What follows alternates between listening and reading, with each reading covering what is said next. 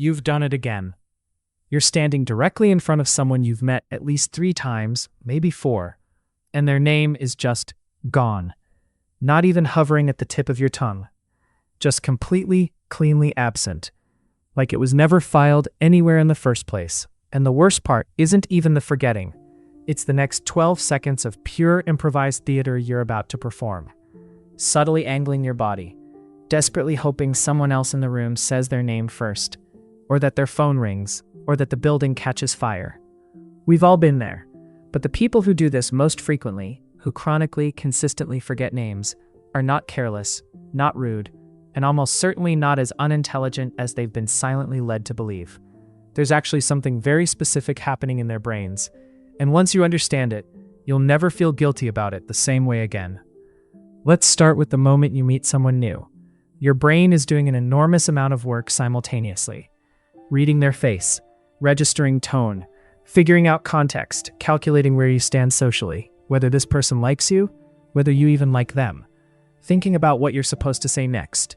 Your working memory, the short-term holding space in your prefrontal cortex, is essentially juggling 6 things at once. And into that exact moment of cognitive chaos, someone hands you a single arbitrary sound. Their name. Hi, I'm Kevin. Kevin doesn't mean anything. It doesn't connect to anything you already know. It doesn't trigger a concept, an image, a feeling, or an association.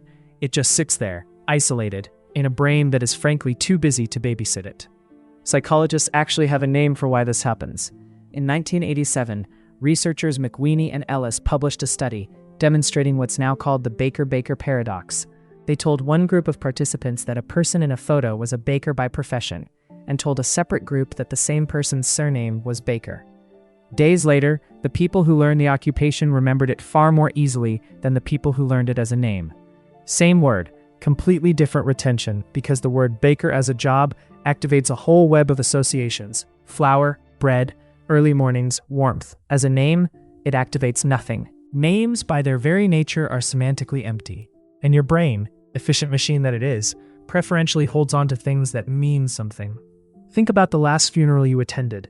You probably remember the smell of the flowers, the specific silence in the room, who ended up crying the most, a sentence someone said that resonated deep in your chest. You do not remember what was written on the order of service, because your brain made a decision without consulting you about what mattered, and it was not the printed text. It was never the printed text. Names are the order of service. Everything else about a person is the funeral. Now, here's where it gets a little uncomfortable, because it's more personal than most people want to admit. A significant portion of chronic name forgetters are people who are extremely in their own heads during social interactions, in an anxious way rather than an arrogant one. While the other person is introducing themselves, these people are internally narrating. Am I making enough eye contact? Is this handshake too firm? Did I just interrupt them?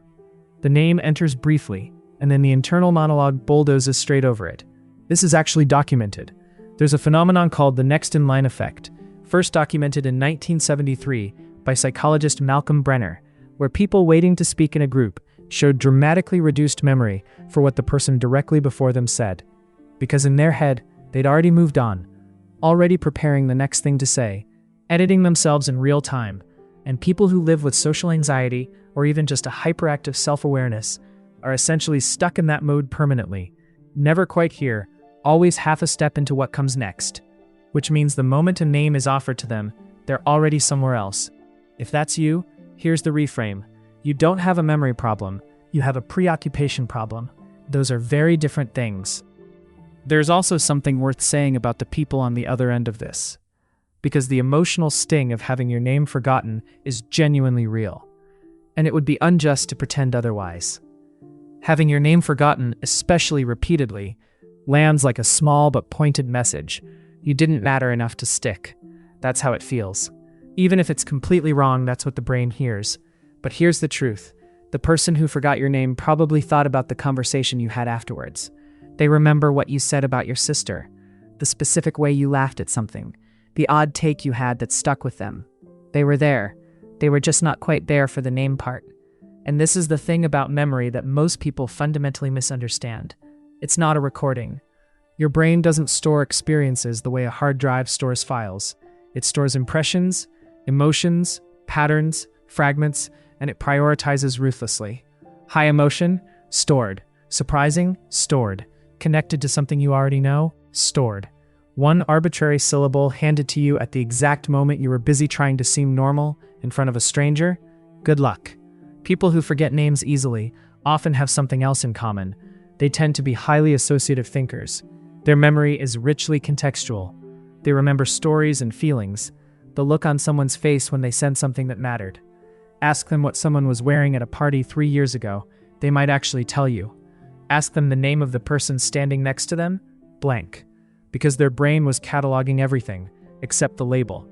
This isn't a flaw in the mind, it's just a particular architecture, one that is frankly better suited to storytelling, to emotional attunement, to the kind of listening that makes people feel genuinely understood, and worse suited to the specific mechanical task of holding and remembering what someone was called under social pressure. None of this means you shouldn't try to get better at it.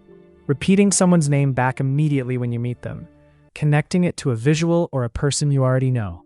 These things work because you're doing manually what your brain refuses to do automatically.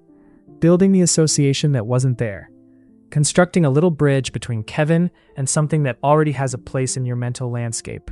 But the shame spiral, the quiet, low-grade belief that forgetting names makes you an uncaring person, someone who moves through the world without really registering other people. That part is wrong. And it's worth saying clearly, because a lot of people carry it without ever examining where it came from or whether it's actually true. You are not absent. You are not dismissive. You are someone whose brain prioritizes differently, gets hijacked by its own internal weather, and sometimes fails at the single least interesting thing about a person, the arbitrary sound their parents assigned them before they'd done a single thing worth remembering. The name was always the least of it. What you remember about people, the real stuff, the texture of who they are, that part is still there. That's been there the whole time. If you're interested in exploring some of these ideas further, I've put together a collection of books that dive deeper into psychology, human behavior, and independent thinking. You can find the full list on my bookshop page, link in the description and pinned comment. And if you enjoy content like this, subscribe and hit the notification bell so you don't miss future uploads.